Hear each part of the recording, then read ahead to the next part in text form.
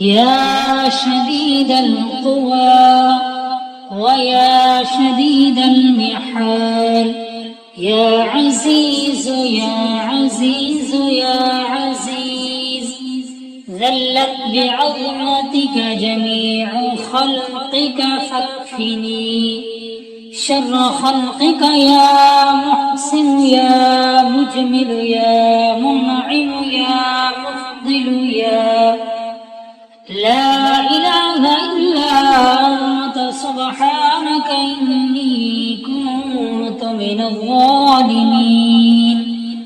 فاستجبنا له ونجيناه من الغم وكذلك ننجي المؤمنين.